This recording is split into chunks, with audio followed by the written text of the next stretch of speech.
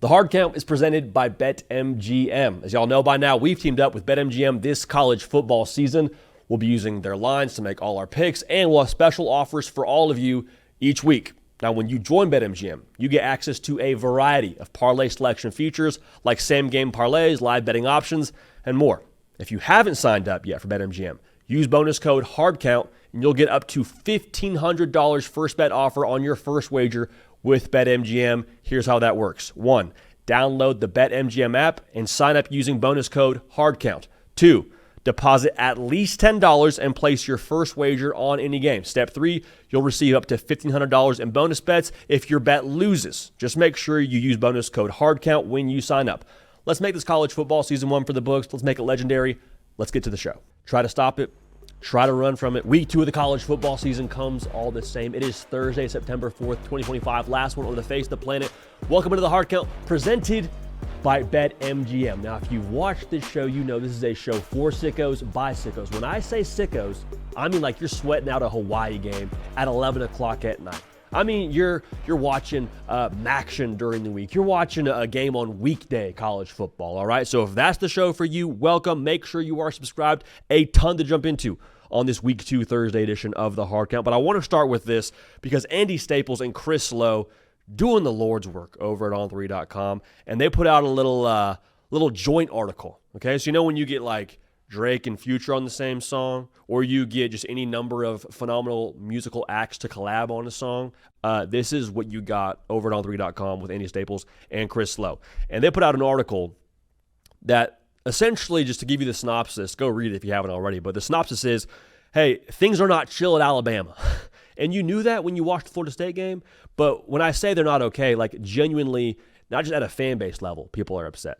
Like the powers that be, the power brokers, the boosters, that level at Alabama football is not happy with what they're seeing from Kalen DeBoer. And I think it's very easy if you're a college football fan in general to just say, well, yeah, hey, Alabama, that's tough. Welcome back to reality. Saban's gone. You got to kind of live in some mediocrity here for a little bit.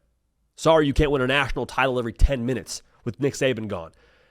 I understand where that comes from, but when you start to dig a little bit deeper into what you're seeing at Alabama, I think you'd be upset if you saw the output and the showing on the field from that defense, from that football team in general, regardless of who you are. I can say this, I am a graduate of an FCS school. If the defense that I saw from Alabama against Florida State showed up on my alma mater's football field, I would be irate. Of course you'd be frustrated, because the thing with Alabama is it's not just the fact that you lost the game, it's the way that you looked losing the game. And so the point that Andy Staples and Chris Lowe are essentially driving home throughout their article is like, hey, people with real deal decision-making power are not thrilled with Kalen DeBoer, even outside of the Florida State game. Like the Florida State game kind of just kicks the hornet's nest because it's year 2. But you look at the games that Alabama's lost since Kalen DeBoer's been the head coach there. Like double-digit spreads where Alabama's favored to win the football game, losing those games. That's unacceptable anywhere. Like people say it's the Nick Saban effect and he's gone and so you have to kind of settle with some mediocrity. Yeah, maybe, but not necessarily to this level. Like Alabama isn't just mediocre. Alabama's been bad in a number of different spots to where they shouldn't be bad. And the other part about this that's tough for Kalen DeBoer, just kind of to call a spade here, Chris Lowe and Andy mentioned this in their article, like his persona sort of works against him. Like what do you think of when you see Kalen DeBoer on the sideline? Chill, composed, kind of the opposite of Nick Saban, right? Also, to put the cherry on top, Kalen DeBoer is coming over to Alabama from a Pac-12 school. So you have a persona you're not used to, plus the label in some way, shape, or form of, hey, he's an outsider to the SEC, he's an outsider to Alabama. When things aren't going well with those labels kind of as your precursor, it looks like you don't care. It looks like you don't care when you're being chill, and it looks like you don't get how to win at a place like Alabama when you don't have success and you're not from the SEC ecosystem. So it's hard when you look at Alabama to point to anything but coaching as to why they're not having success. Because we all said the same thing over the entirety of the last however many months. What did we say when we talked about Alabama at media days? Super talented. Roster's probably top 8, top 5 in college football. Alabama has what they need to win football games, so why are they not winning games? You say coaching. Well, yes, like coaching in some way has to do with, alignment and assignment and technique, but take it a further step. Coaching is getting your team ready to play from a competitive temperature standpoint. Like, why was Nick Saban's teams always one of the best in college football? One, because they had talent, obviously. Two, they had good coaches. But three, they handled success and failure the right way. If you had a quarterback talking his stuff over the course of an offseason and you had to see Bama week 1, guess what that Alabama defense is going to do to you? Make you pay. Take it personal. Be intentional about it. That's the problem, I think, with this Alabama football team that is frustrating the people in charge is there's a lack of intentionality from these teams. They're underachieving based on what they have in that room from a talent perspective, and I don't blame them for it. Like, people just throw the Alabama, oh, well, they're used to success. Yeah, they're used to success, but anybody would be frustrated with what you saw from Alabama. And a lot of that starts at the top, in my humble opinion. So when you have a personality of lethargic, not being physical, not looking even like competitively tuned up for a big game on the road, like, you look at coaching. I think you look at coaching, and that's not just from an X and O standpoint. That's all the other stuff standpoint. So I understand it's year 2. I understand Kalen DeBoer has got a lot of skins on the wall. I think he's probably a top 10 coach of college football. You can make a case for him being a top 5 coach of college football, depending on how you wanted to look at his achievements at Washington going into the season. But with the data we have now, it is week 1, so it's very, very early. But this is not a situation where, lose a couple of more games like that. Hey, it's only year 2. Give him some time. Give him time to get his guys in there. Hey, Keelan Russell's a 5-star. Give him some time to get his young bucks acclimated and ready to play ball. Kalen DeBoer has what he needs. If they have more losses like you saw against Florida State the rest of the year, Kalen DeBoer may very well be out of a job. I'm not calling for that. I'm not predicting that, but I just want to make sure we're all aligned. The people at Alabama that are in charge are not happy with what they're seeing, and they have every right to be unhappy.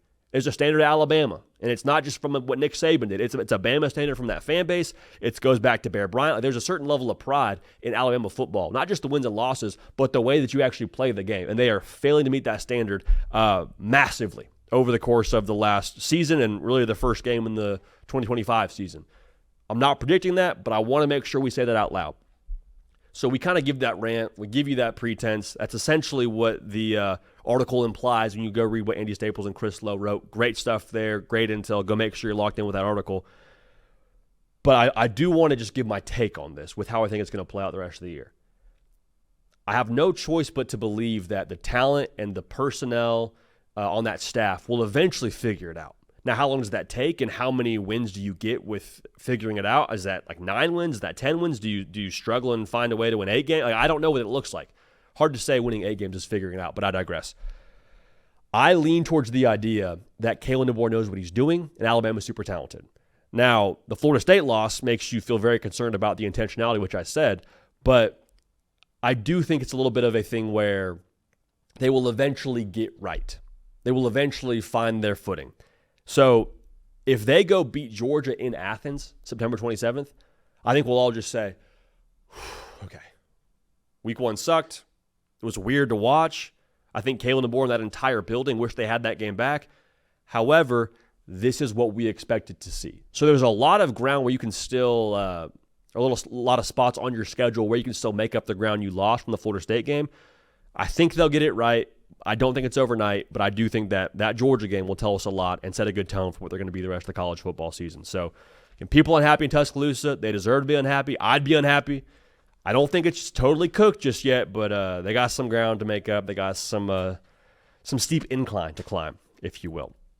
Now, the game of week 2, a lot of good games week 2. Contrary to what maybe the social media will tell you, you got Arizona State, Mississippi State. You got Baylor at SMU. You got the Cyhawk.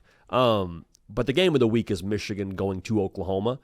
And when trying to prep for this show, usually what we try to do on this show is give you different angles that other people aren't speaking to. Like if you watched our show last week, we told you, hey, we think the game against Miami and Notre Dame is going to come down to Miami's ability to run the football, going to come down to Mike Denbrock calling the game for C.J. Carr. Now, we picked that game wrong, but I think both those things ended up happening in the way that we told you they would happen. Miami ran the football. C.J. Carr played well, but I don't think Mike Denbrock did him any favors. I digress. So I tried to give an angle for this game, or try to come up with an angle for this game from that perspective, and I kept coming back to this, man. It's about the quarterbacks. It really, truly is. It's about the quarterbacks. Are there other ways Michigan can win? For sure. Does Oklahoma have other ways they could win? Yeah, definitely. It's college football. Anything can happen. But I think it's appropriate for us right now, heading into the Saturday slate on this fine Thursday, to just kind of break down both sides of this matchup from a quarterback perspective. Like, let's start with Bryce Underwood here for Michigan. For Michigan to win the football game, I think there's a couple of things that you need to account for Bryce Underwood. A couple of thoughts I have. The first of which being like Bryce Underwood and how special of a player he is one thing. I think his it factor will be something we talk about a lot more over the course of his college career, in particular this season. The dude has got a certain level of confidence, swagger, or like when you watch him on TV, you can see that. Goes out there for his first series as the Michigan quarterback against New Mexico. And you would think like, hey, I know it's New Mexico, but still, first game, first start, night game, intense atmosphere. You would think there would be some shaky hands, acclamation kind of plays. Dude's like hyping the crowd up, walking out there for his first drive, like looking like he's a freaking 3-year starter. That sense of swagger and confidence he has, that is going to be massive in a game where you go on the road against a good defense. It will be a raucous environment in Oklahoma. And I say it's obviously crucial for Bryce Underwood to kind of have that sense about himself. All right, confident players usually play better in big environments, pretty much the way this whole thing goes. But I think it's important for the rest of his teammates to see that from Bryce Underwood, to see that it factor, if you will. Because tell you what, man, if I'm Justice Haynes and I'm, second-year player, maybe a little bit on edge going into a game where it's prime time, Herbie and Fowler, I told you the atmosphere, Norman, all those things. But I look next to me in the gun and I see Bryce Underwood getting the crowd fired up. Like he just looks like he's out for a walk in the park, Cam Ward style. Guess what? That makes me feel more confident. Talk about the offensive line and the question marks maybe you do or don't have on that unit for Michigan. I see Bryce Underwood just chilling back there. I feel better about our chances to win. The quarterback and the energy he possesses from a confidence perspective and how it's going to impact his teammates, that's got to be there, got to have it, even outside of what he's going to do with the football in his hands. But if you have that kind of temperature you're setting for your football team, if you're Bryce Underwood, okay, at that point, let's ride. Donovan McCulley, Samaj Morgan, if I see 19, the 18-year-old true freshman, looking like he's just chilling back there, we got some swagger about ourselves. And if you got a swagger to yourself, have a better chance to win the football game. Not a science, but I will say it is semi-factual. Now from Chip Lindsey, calling this game for Bryce Underwood, they have proven, Michigan has, over the course of the last year, they can win a rock fight. They can win an ugly, low-scoring game and still find a way to win. I think you keep that in the back pocket, but with number 19 and his physical skill set and the defense you're up against, I don't know if I'd game plan for that. You know what I mean? Like I'm thinking if I'm Chip Lindsey going into this spot, okay, how do we get number 19 involved? How do we get him to not just like be confident going into the game, but get him into the rhythm of the game to where he's actually playing confident, gets in a flow, gets in that zone. And honestly, one of the things that I'm looking at most closely here, if I'm Chip Lindsey, I call a lot of quarterback design run, man. I do. Like we said it a lot during the offseason. You got a quarterback who's like 6'4", 240-ish, can throw down backflips and run like a 4.5, 4.6 40, whatever it is. I might let him carry the football a pretty good amount in this game. Because Brent Venables, the number one thing he's going to try to do early in this game, I promise you, they're saying this during the week right now. Hey, if we can rattle that kid early, get him out of his game, make him think about us, get the crowd into it, that's advantage us the rest of the game. Have him seeing ghosts. He's 18. Like, yeah, that might mess with his head a little bit. So, you know how you get your quarterback dialed in? Get him hit in a good way. Maybe not get him sacked, but like get him hit. Call some Q power, some quarterback counter, some read option stuff, some quarterback sweep. Like if you get Bryce Underwood dialed into the flow of the game by running the football, one, I just told you have one of your best athletes running the ball. It's a good thing. But think about the way it would just simplify what Brent Venables has to do for the Oklahoma defense. Like, I can't bring all these exotic pressures if we're just having power run down our throat with an extra blocker. It's hard to do that. I shouldn't say this. It is risky to do that. If you're going to run into the blitz, it gives you the chance, at least, if you're Michigan, to catch Oklahoma lacking because of the aggressive nature. Sometimes you overrun a play, the flow's the wrong way, whatever it looks like. If that back door's open and 19's got a lane, I think that's a good thing for Michigan. So I love the idea of him getting in the flow, all that, but also just from a pure like game plan perspective. Mellow out that defense. Let Bryce Underwood carry the ball north of 10, 12 times. Because guess what? Oklahoma hasn't seen it. That was one of the favorite stats for me, looking at Bryce Underwood's first start. 2 carries for -5 yards. -5 yards. I love that. Why? Because Oklahoma is going into this game guessing at what Bryce Underwood's run game is going to look like, what Chip Lindsey's going to call. Now, you can make some educated guesses, and Brent Venables is one of the best offensive coordinators in college football. Happen to believe that. But I also think it's, if you're guessing at what we're doing on offense, advantage offense. No way around that. So all that's to say, you got to have the skill players step up as well. But if the quarterback run game gets working and then the Michigan run game gets working, there's going to be plays downfield to be had. And at that point now, you say, okay, well, I'm not sure about the Michigan skill players in the perimeter. I'm not sure about Samaj Morgan. I'm not sure about Fred Moore. I'm not sure about Donovan McCulley and Peyton O'Leary, like we mentioned a lot of names there.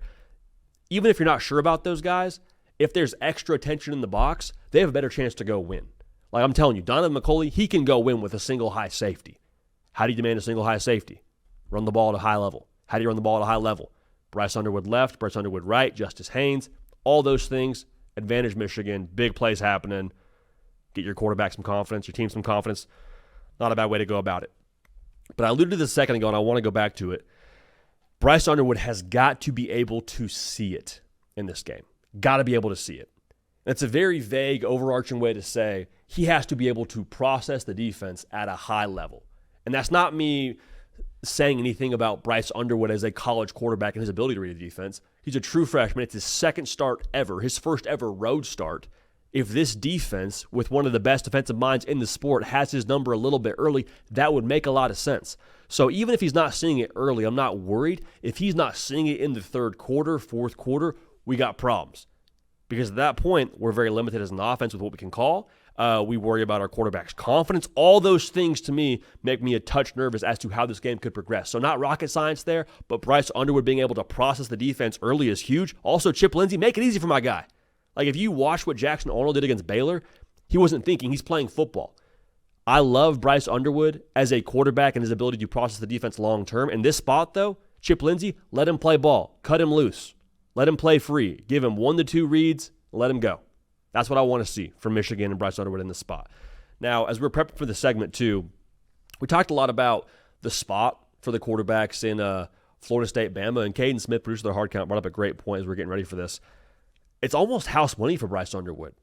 Like, I know it's a big spot. I know it's a tremendous statement opportunity for Michigan, and it's a tremendous opportunity for them to set themselves up for the college football playoff path. But, like, if Bryce Underwood goes out there and plays poorly, he's 18. First road start ever. First start ever against a P4 opponent. Like, would we really be pounding the alarm as to what Bryce Underwood's going to be as the quarterback at Michigan if he doesn't light it up against Oklahoma? I wouldn't be. I don't think anybody that you should listen to would be, honestly, quite frankly. Like, I think there's a lot there for Bryce Underwood to where, with that being the pretense here, you would hope there's some ability for him, whether it be the staff talking to him during the week, whether it's Bryce Underwood and Sharon Moore sitting down before the game on a Friday night in the hotel where he just says, hey, man, cut it loose. Play your style of ball. We got nothing to lose here, man. Like, maybe on paper there's something to lose, but in terms of, like, the big picture here, there's nothing to lose. And if Bryce Underwood plays awesome and they lose, what's he going to be in October? What's Bryce Underwood going to be in November when they go play Ohio State in Ann Arbor? Probably better than what he is in this first ever start on the road. So Bryce Underwood, a lot in front of him, a lot of, I think, potential in front of him here. So I'm excited to watch Bryce Underwood cook a little bit. And I picked Oklahoma, but I keep going back to this. I would not be shocked at all if a generational talent in Bryce Underwood looks the part in a massive spot with everyone watching. You just kind of get the feeling like if Bryce Underwood is who we believe he's going to be, he's going to be up for the big moments. So even if they don't win the football game, I have this thought in my mind of Bryce Underwood still announcing himself and arriving in the world of college football in his second ever start, first one on the road as an 18-year-old. That's why they play the games, man. Cato, you were an individual who picked Michigan to make the playoff before the year even started. And I said on the show a couple of times, like, as we get closer and closer to the season, I feel less and less confident not putting Michigan in the playoff. Not backtracking, not saying we were just totally wrong on our side, but I am a little bit envious of you holding that Michigan playoff card currently in your back pocket. Expectations for Bryce Underwood in this spot. Just thoughts on his spot in general going into this one in Norman. Yeah, you mentioned it. I brought it up in the pre-show meeting. Like, what an amazing opportunity for Bryce Underwood. Like, you would think with a player getting as much money as he did as a high schooler, it comes with a lot of pressure, but he's expected to be at Michigan for 3 years, and this is his second game. So I think for him, the expectation for me, honestly, is just, and a hope, is to see him have some more composure than we saw from a Nico Iamaleava or a Jackson Arnold when they were on the same exact stage this same exact time last year. Both of those guys were clearly rattled. The moment was a little too big for them. It was a low scoring, just kind of muddy game, icky game. But both of those guys obviously grew after that. And I would love to see Bryce have a higher floor than them in this game and just really see the composure and how he leads his team and just the body language, just the little things, because you want to see the talent obviously as well, but I think as far as reading a defense, making decisions, that's stuff he can grow in his game moving forward. But how can you not love what you saw in week 1 from this guy? If he can carry any of that, half of that over to this game, it's going to be huge for him. So I expect him to just have those traits, those I'm that guy kind of traits in this game and put his best foot forward. But the reason I picked Michigan to make my playoff is even if they lose this game, we talk about their schedule a bunch. I think there's still a path for them to even make it to the Big Ten title game, just given their schedule. But if they win this game, I think it's on and popping, and the playoffs are a lot more attainable for them because you look at their schedule. I think when you have your games against Nebraska, USC, and Washington, I think if you go 2-1 there, if you're going to this Ohio State game at the end of the year and you have 1 or 2 losses, I think that's very possible for Michigan. And if this is a win, that's obviously much, much easier for them moving forward when you look at the rest of their opponents. And that's the question, too, is like, hey, even if Bryce Underwood isn't in his final form, no one would be surprised. Second ever start. We keep saying that first road start. Like, what if Bryce Underwood and Michigan just bully their way to a win? Talking like 13-7 kind of game. Defense USC makes a play at the end. Yeah, it's a big run at the end of the game to put it on ice. Like, what if it's that style and Bryce Underwood gets more room to grow with the cushion of an undefeated record going 2-0, a win on the road to kind of boost the confidence? Like, I keep saying this. If he is what you need him to be by the USC game, look out. For sure. Look out. Because we've seen them do more with, I don't want to say less, but with less at quarterback for sure. Those traits, man, Michigan traits. I think it was a good pick by you, Cato. I really do. Man. I really do. I think the Michigan traits are very much they help each other out. The day the offense isn't cooking, the defense will make some plays and vice versa. They really help each other out and play great complementary football. And in week 1, we saw Bryce Underwood do things with his arm throwing the ball that we did not see at all last season. So I think the floor for this team is just so much higher with him under center that they had one of the easiest schedules, if not the easiest schedule in the Big Ten, and I don't think Michigan's the kind of program you can give that to. I don't care who's at quarterback. So very excited to see this game. We drafted our most anticipated games of the year earlier this offseason. I can't believe this one went undrafted because I'm so jazzed for it. But we'll see, man. Bryce Underwood, the rookie and the vet. I know we're about to talk about the vet here coming up, but that's only half the coin that's really exciting. And the other half with Oklahoma and John Mateer is also electric. So let's get into it. The rookie and the vet. Hey, we're kind of like the Michigan of college football shows. In some ways, right? I mean, you and I hey, if I don't have it one day, Cato effect, supply, we talk some topics, you kind of get the juice going. If you need someone to pick you up, I'm here, I'm for that. So anyway, that's a little sidebar here, neither here nor there. But you mentioned the rookie and the vet. What does John Mateer need to do against Michigan to come out victorious? Now, I'm not going to ride the fence. I told you I felt a little bit like, man, Michigan, the more I look at them, the more I think they're one of those teams that can make the playoff. But I picked Oklahoma to win this game. A big reason why, John Mateer. What would it look like for John Mateer in Oklahoma to get it done at quarterback specifically? What do you need from number 10? We'll talk about it right now. Before we do, though, if you're an Oklahoma fan, if you're a college football sicko, make sure you're subscribed right here. We'll have reactions in real time all year long. We talk ball all year long. This is not a college basketball show, NBA show, it's not an NFL show. This is college football at its core all the way through. If you're a sicko, make sure you're dialed in. We appreciate y'all being subscribed. But for John Mateer, here's what I have in my notes underlined. Need the Mateer magic. Okay, you know what I'm talking about. A little shake and bake Ricky Bobby, little make a miss in the backfield, pirouette, throw the ball downfield, make something sick happen, get you on SportsCenter top 10. Talking to SVP after the game because of your highlight. Like, I need that kind of juice from John Mateer in this spot. Is it fair? Probably not. Isn't that why you brought him here, though? You brought John Mateer to be a change agent for your football team. And I'll say this, too, more specifically. Why I need the Mateer magic in this spot is because Oklahoma, offensive line's a work in progress. A work in progress O-line isn't usually the way you want to match up against Michigan. Like, I think the offensive line for Oklahoma has got to be serviceable, but I think we're kidding ourselves if we think that John Mateer is going to have a clean pocket all day long. If he does, I'll come on here and eat crow, and we'll talk about how awesome the Oklahoma offensive line was, for sure. But I think the game plan is get the ball out quick, get guys in space, live in, second and third manageable, stay ahead of the sticks, all those things. But guess what, man? When you want to take shots downfield, if you want to beat a defense like Michigan and a team like Michigan, you got to have some of those plays where the defense and the opposing fan base just goes palms up and says, that was a heck of a play. That was ridiculous. Because I think the two things that are the biggest maybe strengths of the Michigan football team, offense will get there. Running the ball definitely a part of the attack for Michigan overall and their strengths. But me specifically, I'm thinking the defensive line, that front seven, and then Wink Martindale, the scheme. The Mateer Magic, in my thought process here, should be able to minimize, dare I say, neutralize both those things. Because Wink Martindale, savant, man. Like one of the best defensive minds in the sport. There's no way around it. The defense from Michigan, they think they might be better this year on defense. That's a defense that just lost 2 first-round picks on the D-line. A couple NFL players from that side of the ball gone to the league. They still think they might have a better defense than a year ago. But if you have the right play dialed up, the right defense dialed up, the right blitz dialed up, dare I say, and John Mateer just sidesteps the blitzer, spins out, eyes downfield, nobody there, runs for 15, 20, 25. He's in the, if it's that kind of a day for John Mateer, there's only so much you can do. And I don't want to compare him to Johnny Manziel or Baker Mayfield, but those are the kind of guys that I think are going to have to make the kinds of plays that John Mateer is going to have to make against Michigan to be able to win the football game. Is it fair? Again, not really, but it's not fair on the line of scrimmage either for Oklahoma. The advantage is with Michigan.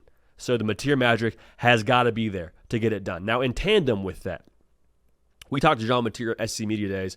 He's not a big nickname guy, but a nickname that's starting to stick, that stuck with us at least when we talked to him in Atlanta, Johnny Paycheck. Right? Johnny Paycheck has got to cash in when there is plays down the field to be had. Because against this Michigan defense, it's a really good unit. I like Oklahoma's weapons a lot. I do. A big part of why I picked them to win the football game. But even with that being said, you probably only have like 2, maybe. And I say maybe in italicized, underlined, bold font, maybe 3 opportunities downfield to connect against this Michigan defense. Why? Because the personnel on the back end still really good. Still really good. So when you're Ben Arbuckle and you're dialing up some winners, maybe you ran the football at a high level, maybe you got the defense going side to side, maybe you just get the eye discipline out of focus for Michigan. I don't know how it works. But when you get that shot downfield, Johnny Paycheck, you got to cash in. It's got to be connected, big play, first down. Perfect world, it's big play, great throw, catch and run, touchdown. Because if that happens, 2 things will come from that. 1, the stadium pulse gets going. The folks in Norman goes, oh, and it's like 10-0 Oklahoma. Guess what? You're kicking the ball off to a Michigan offense led by a true freshman who I've told you, I think he's really freaking good. I think he's like special good.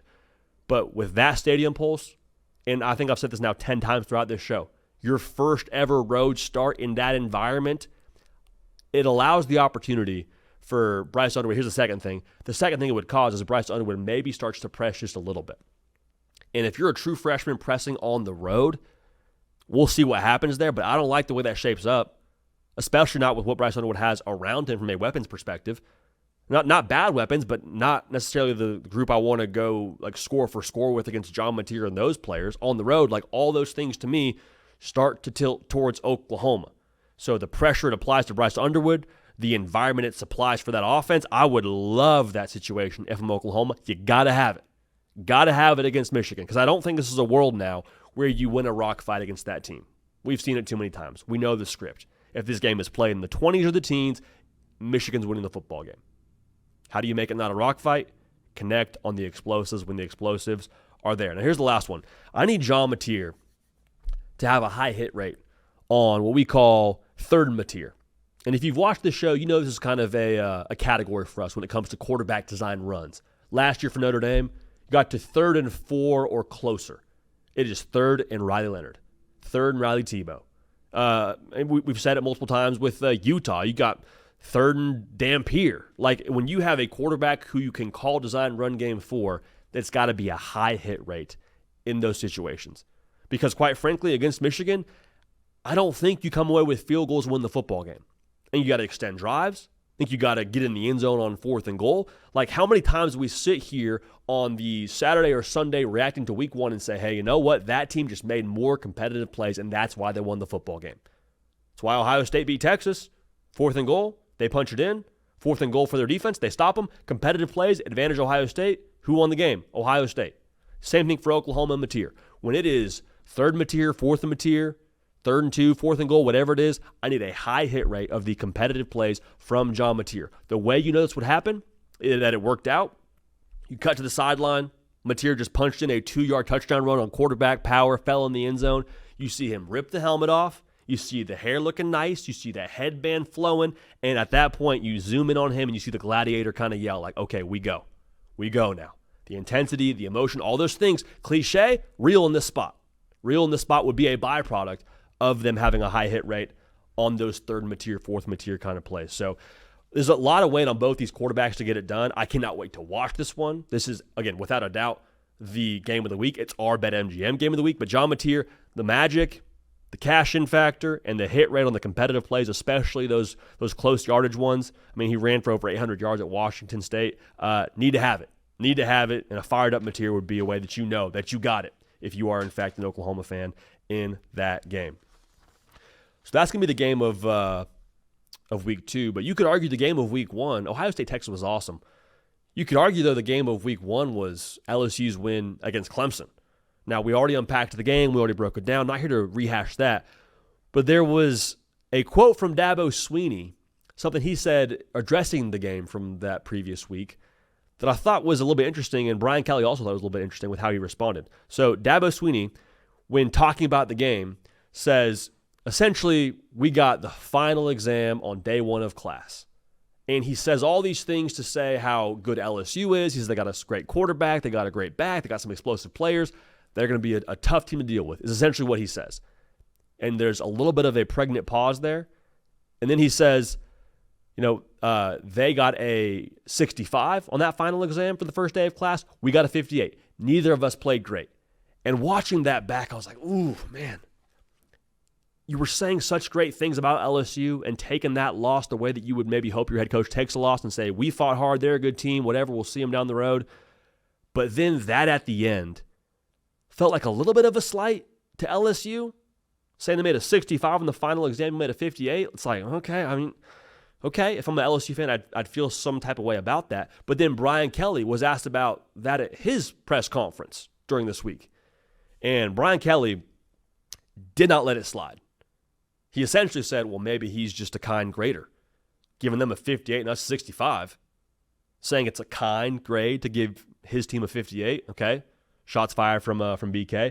But then he also says, hey, we dominated them in the second half. Says maybe he didn't see the second half. I wouldn't blame him if he didn't see the second half. Maybe he didn't want to see the second half. And my first thought when I heard this, I put myself in the mindset of if I'm a player in that locker room, if I'm LSU, because that's all that matters here. The fan base is fun. It's fun for us to talk about it on this side of the camera and all that, and like the media to run with it. But all that really matters is how does the fan or how does the team within that locker room feel about it outside of the fan base? And if I'm in that locker room, I love it. I absolutely love it because it gives the vibe of like, hey, we're not going to take anything from anybody. Even if we just beat y'all on the field, we're not going to take any just like secondhand, backhand, kind of a comment from a team that we just beat. Forget all that. Like I've always said this, I think winners do what they want, to quote Ricky Bobby. Like if you are a winner, you can talk all the cash you want. And also you can talk all the cash before the game if you want to, because I mean, you got to back it up at some point, but I have no issue with BK saying this. If I'm a player in that locker room, I'm like, all right, it's that time. Our coach knows what time it is. We know what time it is. Like, let's go. I'm not worried about that. Don't worry about some other coach that we just beat talking cash to us. Like, no, I love that our head coach responded the way that he did, saying we dominated them. I don't blame him if he didn't want to see the second half. I love that. And I think, too, a thought I had is I kind of let this whole, exchange settle with me. Don't teams that win at a high level sort of have a certain confidence and aura about themselves? Like, I don't want to make the comparison to the 2019 team for LSU because I think that team is untouchable in every sense, but Joe Burrow kind of had some sort of aura like this to him, did he not? And then you separate yourself from that LSU team and start to think about previous teams that won national championships. Didn't like Ohio State kind of have this vibe to him? National title or bust, not taking anything from anyone. Michigan the year before, Blake Corum saying during spring ball at a basketball game, hey, we're coming for the national championship. It's like, Blake, we haven't even played it down in the spring just yet, brother. Like, we still got a long way to go. Aura, confidence, talking trash. Like Stetson Bennett at Georgia had it oozing off of him, regardless of what Kirby Smart did or did not allow him to say. So I love this from Brian Kelly. I think it says a lot about the competitive temperature at LSU. I think it says a lot about the confidence from the top down. And if your coach is talking this way and he feels this way, I guarantee you it doesn't stop there. It trickles down throughout the rest of the locker room. And that is a non-negotiable to winning at the highest level in college football. So I love that for him. I don't think Dabo Swinney was trying to take a shot, but the fact that he stepped into the crosshairs there for Brian Kelly, I think that is very much so warranted. And I don't think anybody's wrong there, but I think for Brian Kelly saying what he said, personally, if I'm a player, I love that. Absolutely love that. Now, Clemson, season's very much so still intact, a lot still to play for, obviously. I mean, I told you, I think they're going to lose that first game and then run the table the rest of the way, win the ACC, and be a team that gets a bye in the first round of the college football playoff. But they got a game this week at the crib against Troy, and if you're going to be there, awesome. But if you're going to be there, make sure you stop by the Whataburger truck, because Whataburger will also be there. So whether you're cheering for Clemson, whether you're cheering for Troy, make sure you drop by the Whataburger truck during your tailgate, okay? Get ready to bring home the W early with a hot, fresh Whataburger in hand, and no matter who comes out on top, I like to think Clemson comes out on top if you're a Clemson fan, you take your team to Whataburger, you know you'll feel like a winner. With food made fresh and hot every time, 24/7, Whataburger is the only way to get right for game day. So we'll see you all at the game. See you at the Whataburger truck. See you at the Whataburger, baby. Love that. Love that. So I don't know if there's Whataburger in South Carolina, but whether there is or there isn't, South Carolina deserves to have a little bit more attention paid their way, if you ask me. Okay, so they beat Virginia Tech, and it wasn't like they just blew the doors off Tech. It was a win. They covered all those things. But the things that I saw from South Carolina in that spot, to me, was a little bit eye-opening. Like everything we said about Lenore Sellers during the offseason, it's very easy for us to get lost in the sauce of the offseason conversation and talk yourself into Lenore Sellers because you finished the season so strong. But like Lenore Sellers came out and was playing at the level to some degree in moments of what we said he was going to be this season. Now, let me say this. Still a long way to go. Still a lot of plays that you would like to have back. The safety was atrocious. Had a strip sack that probably should have been a costly turnover for them. But I keep going back to this. When I watch Lenore Sellers play, I get a similar vibe that I got when watching college football legends play the game. And that's hyperbolic in the way that it sounds. It's a real statement. Like, whenever you watch Lenore Sellers drop back, the longer the play goes, don't you feel like something good is about to happen? You don't get that with every other player. Sometimes you got a young quarterback back there and he's dropping back and you see pressure, he's scrambling. When I see Lenore Sellers scramble around, I'm like, okay, something big is about to happen. He's about to make a throw. He's about to run for a first down, maybe more. He's got that special quality to him, and you saw it in this spot. You saw it at the end of the game where he spins out of a tackle and runs for a first down to put the game on ice. You saw him run for a touchdown in a design quarterback run early in the game. Like, he's got the special quality, and it is the carryover from last year. It wasn't just like a Crowember fling watching Lenore Sellers play football. It's something that has stood the test of the offseason and now carries into another year. And what makes me excited from a South Carolina fan, yeah, you knew he could do that. But I think you see Lenore Sellers almost play like he knows he can do that. You know what I mean? Like, it's one thing to have everybody else say that you're the guy and sell these great things about you. Lenore Sellers is playing like he believes that about himself. Like, even go back to the safety.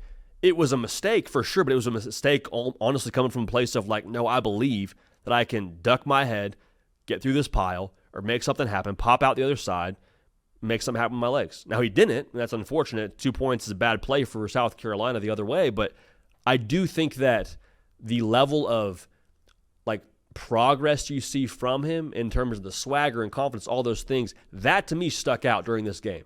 Now, did he light up the scoreboard? Did he light up the box score? Not really, but I saw progress in the level at which he played and also saw progress in which the way he carried himself, if you will.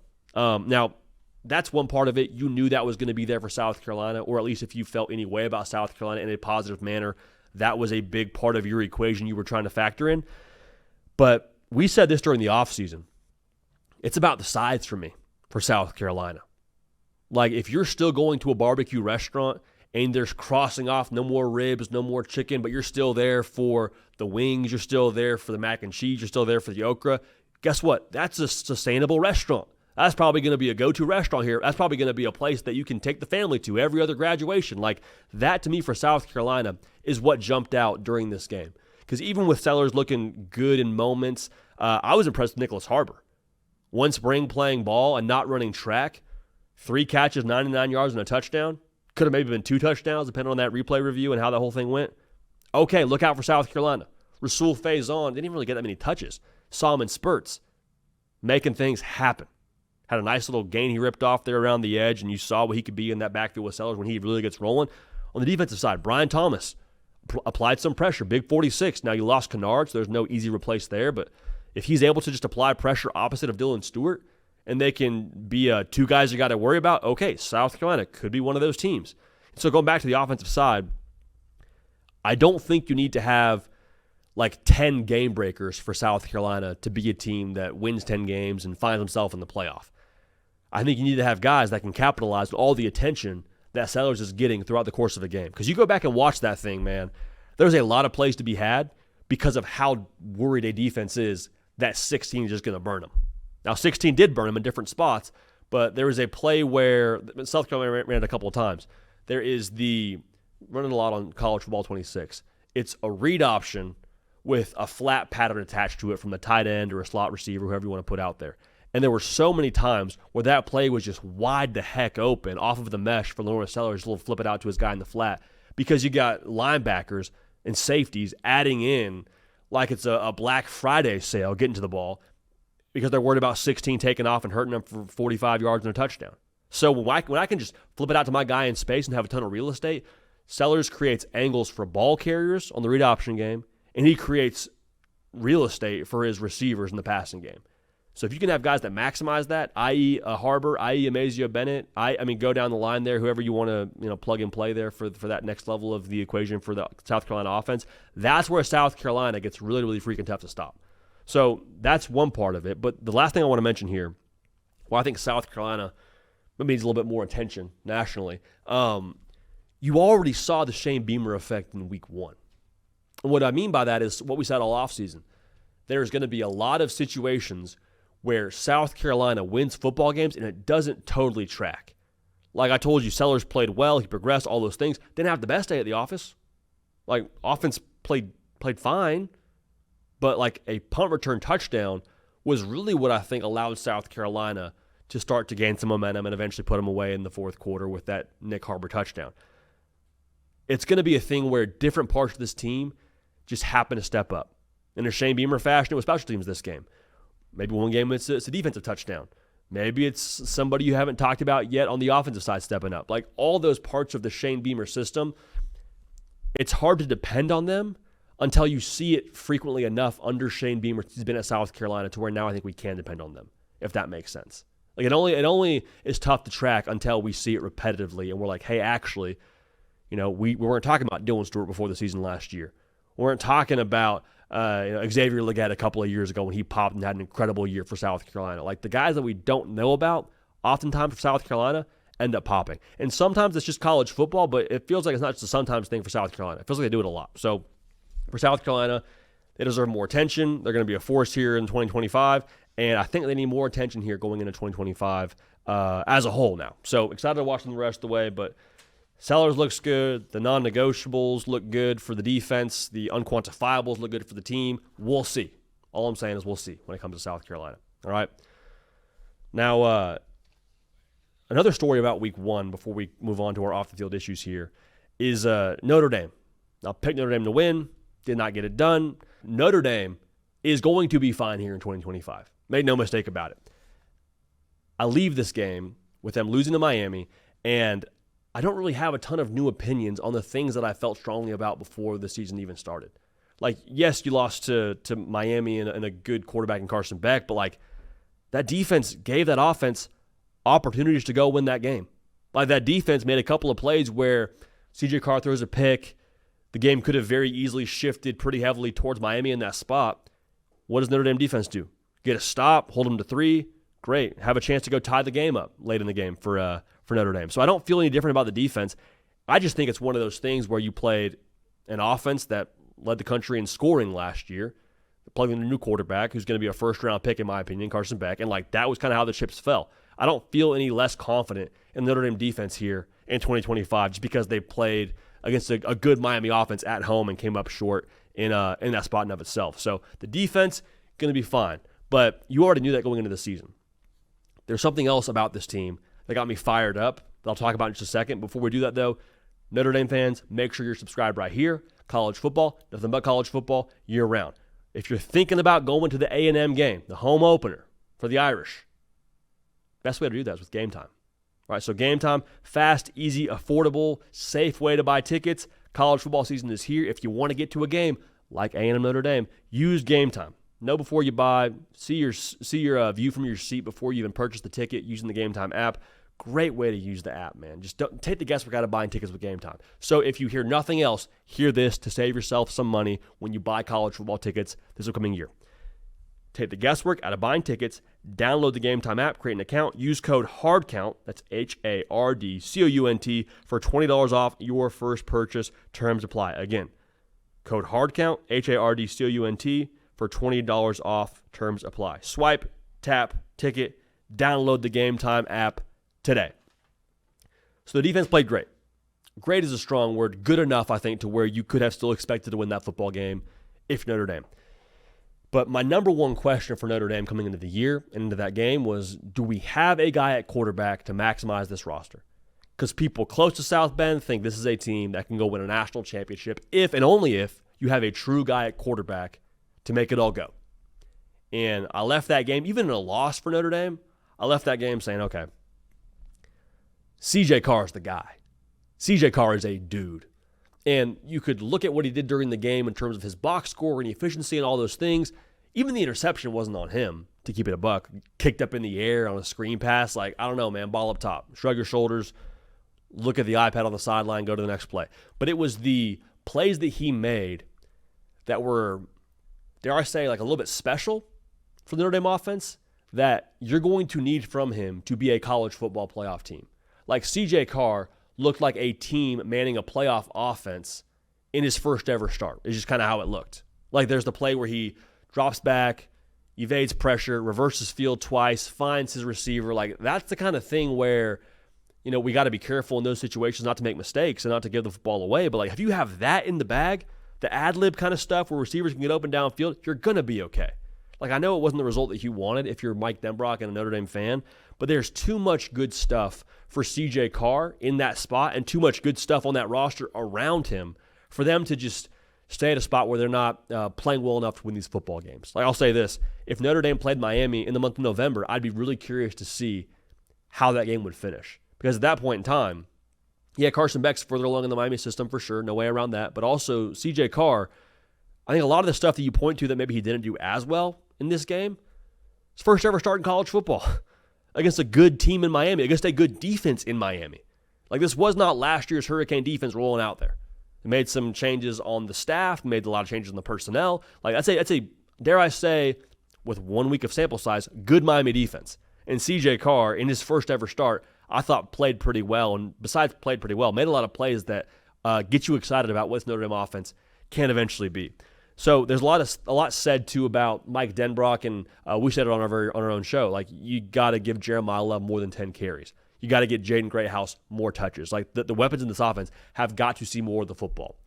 But my excitement for this Notre Dame offense going forward is the fact that you have a coordinator that has proven he is skilled in sorting out the pieces over the course of a season. Like Mike Denbrock, to put it simply, he's not stubborn. He's not going to beat his head against a wall and say, we got to run this system this way. Like this is the same guy who last year after they lost to NIU with Riley Leonard says, okay, you know what? Riley, you're a really good runner. We're going to run you more. And matter of fact, strength of our team is our offensive line. We're going to just impose our will on teams, throw when we have to. That's going to be how we get down. That's not what Mike Denbrock wants to do from a DNA perspective. He wants to throw it. Like over the course of his career, likes to throw the ball on average 30 times a game. Last year, that was not Notre Dame. And guess what? They made it to a national title spot after losing to a G5 NIU. And so I say all that to get to this point. They're going to eventually find their rhythm. There's too much talent on this roster, too much talent on this offense, too much talent at the skill positions for Mike Denbrock to not eventually sort it out and figure out how to get this in a spot where they're going to win at the highest level. I also think there's something to be said for the fact that it was CJ Carr's first start, maybe you did rein it in just a little bit. Maybe you did say, hey, we're going to give you a couple of chapters of this book, but we're not going to open up the whole thing just yet. Why? Because it's your first start ever in this spot. I'm going to protect you. But if they can truly cut CJ Carr loose and all these weapons get to eat and Jeremiah Love gets more, they're going to be more than fine. So I know it sucks to lose. It sucks to lose the opener, but I'm telling you, man, Notre Dame, they're going to be more than fine.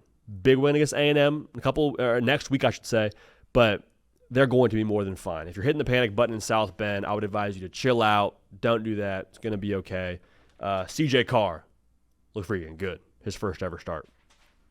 Cato, any thoughts on what you saw from the Irish in that Miami airport? I know it's a weird night for us, dude. We're getting a flight delayed 18 times. We're on the tarmac for an hour and a half, 2 hours. We're off the tarmac. Again, that story has to be told at some point in time, probably on the Huddle podcast. But what we saw of Notre Dame in that spot, specifically the offense, any big takeaways? Yeah, we mentioned it. Very impressed with CJ Carr, especially his mobility. We talked about the arm talent, what we saw in the spring game. Got to see a lot of that. Mm-hmm. We also talked about previously how you'd like to see Den Brock maybe get Jeremiah Love the ball a lot more. And those new weapons, I think that would help unlock them a little bit more if you had to give attention to one or the other. But JD, I can't help but hit the panic button. You said don't hit the panic button, and the panic button has nothing to do with Notre Dame's personnel, their head coach, their coordinators. I believe in what they have going on in South Bend, and their run to the title game last year just stamped that, and I think they'll be a good program moving forward, obviously. But with this season, all offseason we were saying you got to go at least 1-1 to start the year. Yeah. And they are now 0-1. They're one of the few teams in the country that finds themselves, I think, in a must-win game here after this bye week in week 3 when they go, or they host, rather, Texas A&M. Yeah. So it has nothing to do with their team. I think they have the personnel to win a ton of games, win 10 games. But, just given their schedule and just what is ahead for them in their situation, not being in a conference and having this path to the playoff that's a little more interesting than every other team in the country, I think the panic is up just because you kind of have to win this A&M game. It's going to be very hard for you to backdoor into the playoff if you lose these 2 games at the top of your schedule that are your toughest opponents that are going to shine the brightest if you want that on your resume to make the playoff.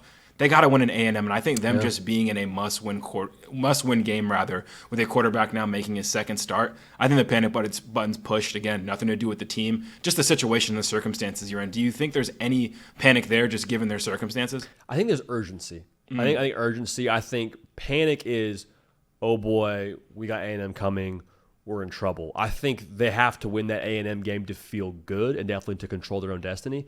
Cato, as you were talking, I can't help but think a little bit like, man, week 1 of college football, there's a lot of craziness. I don't want to overreact.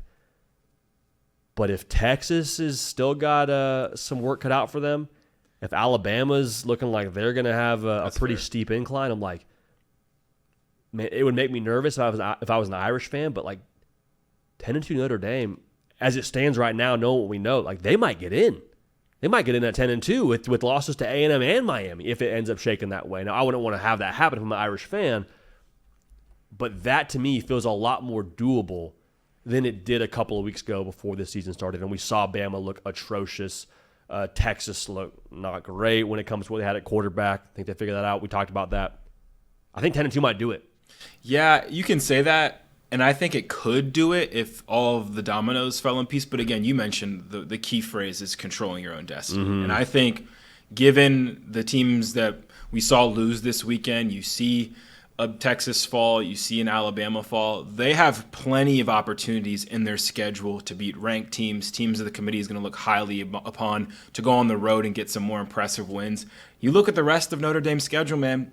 If they lose this game against Texas A&M, all of a sudden they find themselves in a position where they are rooting for every team on their schedule to be good so that if they beat them and when they beat them, it looks better for them. All of a sudden, you lose to A&M, let's go USC. Exactly. Go, baby. Hey, Fran Brown, get things going. Pittman, get things going. The schedule we mentioned before this season is harder than past Notre Dame schedules. Yeah. Just overall, going to Arkansas isn't easy. Boise State, kind of on the fence now given their week 1 performance, but would be the number 1 group of 5 team you normally wouldn't want to play. Navy. But, yeah, man. Support the troops. Listen, man, it's just not comparing to, I think, the rest of Texas and Alabama and some of these other teams that we can see in the 10-win range in the SEC. I think Notre Dame is going to quickly find themselves on the outside looking in if they lose to A&M. Because of that, there's a level of panic, I think, in South Bend for sure. I don't think they're feeling great. They're probably feeling great about the team, great about the personnel, like you mentioned, great about CJ Carr potentially. But, man, you got to win this game against A&M if you want to control your own destiny and make the playoff, and that's what this is all about. Playoffs could start a touch early in South Bend, much like they did last year. So we'll see, man. It's gonna be fun though. They are one of the most fascinating teams in college football because they lost that game and CJ Carr played well. Yeah. Like, I think they're so fascinating in that way in of themselves. Hey, Kevin, what do you say we get ourselves out of here on this phenomenal Hard Count Thursday? A little off the field issues. You say sound good? If you haven't yet called in, 629-888-3931. Care about the listener as well as we care about the person. Care about the player as well as the person.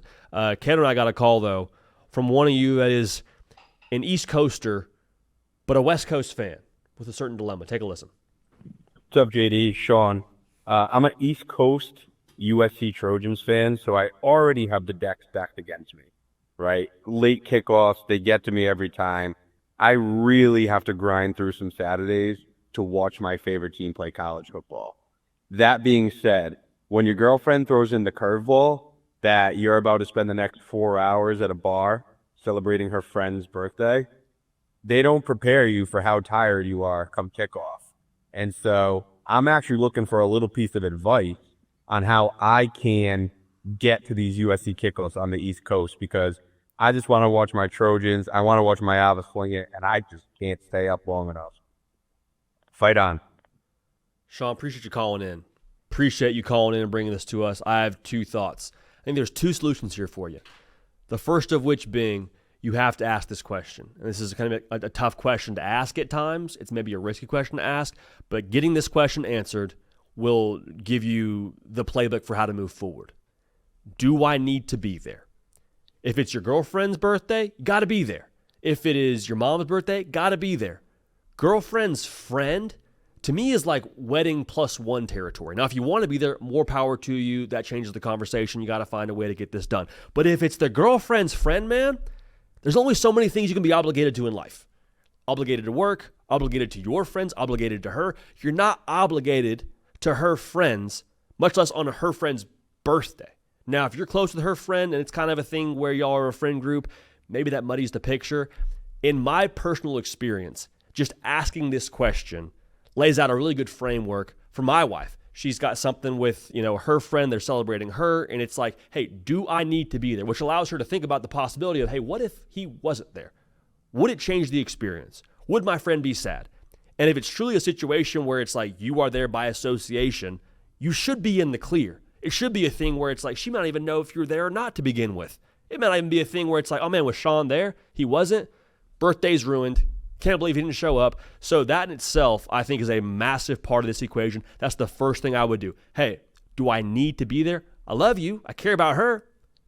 But not enough to where I got to pull a late shift here to make this USC game. That's the first part of the equation. If the answer is yes, you got to be there. If you're not there, we're on bad terms, then we pivot a little bit here.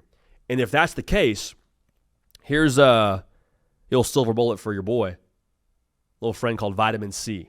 C being caffeine, right? Whether it's coffee, go energy drinks. You go caffeine pills, which is my current way around this whole thing. Sometimes you just got to grit your teeth and find a way, brother. Like maybe it's a nap early in the day, understanding that you're going to have a push here at the end on your Saturday. Maybe it's a thing where, you get a little bit extra, caffeine in the fridge for this moment. I will say, the schedule for USC doesn't give you a ton of super late games, so maybe that's kind of the advantage there. You got a 7:30 kick, 3:30 kick, eventually a 9 o'clock kick on a Friday against Northwestern, which could be a tough one given the current circumstance we're working with. Don't know when the birthday party is, but my advice to you, Sean, do I need to be there? If so, we'll get caffeine, but do I need to be there usually has a pretty high hit rate for your boy when it comes to getting the answer of, no, actually, as I walk this through, it's not crucial for you to be there. My own take on this whole thing. Caden, anything to add here, brother? I think this one is sort of, maybe it's too cut and dry to me, and I'm not assessing the nuances here that Sean's working with, which again, Sean, we appreciate you calling in. But, we subscribe to Sicko's Hour here, so we're watching USC whatever time they're playing at. But any takes on this? Any thoughts? Yeah, man, I think you bringing up the schedule is crucial because if the birthday's this weekend, you're playing Georgia Southern, man. We know that's a W. That game's at 7:30 local Play for you. Helton Bowl, yeah. Just you can catch the first half, it sounds like, given the scenario. I think there are just so many small factors. The friend group, the time you're going out, if this is a this weekend problem, 7:30 kick against Georgia Southern, I think you're fine. Mm-hmm. How many birthdays are we going to this year? Like, I think if this is a reoccurring serial problem where you find yourself in scenarios where you have obligations, girlfriend's friend, whatever the situation might be, then it's like, okay, we need to have a conversation. I'm not watching my Trojans. Like, we got Illinois this week. We got Michigan this week. Like, you look at that stretch of the schedule, followed by Nebraska, followed by Notre Dame. Like, that stretch of the schedule, going to have to do some delegating there for sure. I think, personally, just mix the two worlds if you have to. You were mentioning caffeine options. Get an espresso martini at the function. Yeah. Ask the guy at the bar, hey, can we put the Trojans on? Got a little handy-dandy phone. Maybe you can throw the game on there and be in your own world every now and then. I think there's so many workarounds socially and with technology with this. If your girlfriend's bringing you to the function, you can't be the only guy there who's wanting to watch a game, right? I find myself in many situations. I have vivid memory living in Atlanta when Notre Dame's playing Ohio State 2 years ago, and there's literally 5 dudes looking at a phone. Like, that's just how it goes. So find the dogs. If it's getting tired, it's getting late, find a little espresso martini maybe. I think there's just little tidbits maybe we gave you. We don't fully know your situation as far as the birthday, the hit rate. We'll see. Give us some feedback for sure. But I think between the caffeine, asking the tough questions like JD mentioned, the workaround with the technology, the boys, I think those are enough things to where I think you can get your way most times if you find yourself in this situation again. That's a good point that you brought up. How many birthdays are we having to go to? Like, this weekend we're good. If this is Notre Dame game, it's like, babe. And if this is the one too, like if you're dealing with 2 birthdays a month, okay, we got to talk about this. But if this is the one that you're dealing with, there is such a thing as making deposits to make withdrawals. Yeah. You know what I'm saying? Like it's kind of the reality of things. I'm all for, the idea of it's college football season. I'll get so many Saturdays. Let me have this. I understand that. Is that really practical for us that want to have happy marriages and relationships and we don't do college football for a job? I understand that thought.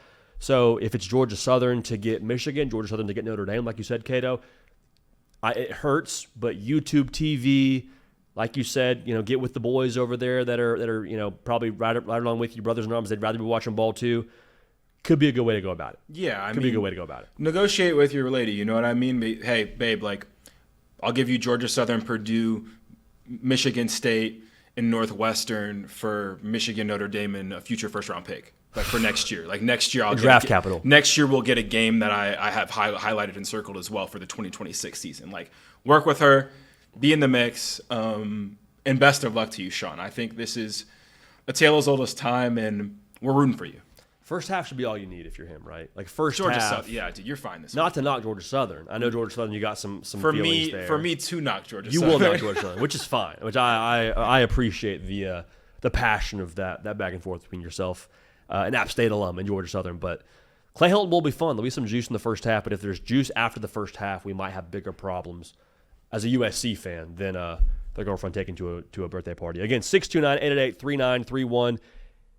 Hit us with your takes, obviously, but also hit us with your off-the-field issues, something we've been really enjoying doing throughout the course of this college football season every single Thursday, hearing from y'all and what you got going on. Yes, in your college football fanhood, but also just life in general, all right? So that's it, man. Thursday's show is in the books. We look ahead to a phenomenal, dare I say, sacred game day Friday. A little buzz in the air. Get you a little pumpkin spice latte to set the vibe, and then Saturday's here, and we're all ball. For Caden Smith on the ones and twos, for myself, JD PicKell, subscribe on your way out the door. Leave a review if you're watching on podcast or however you're getting this content. We love y'all. We'll keep this party rolling. We will see y'all.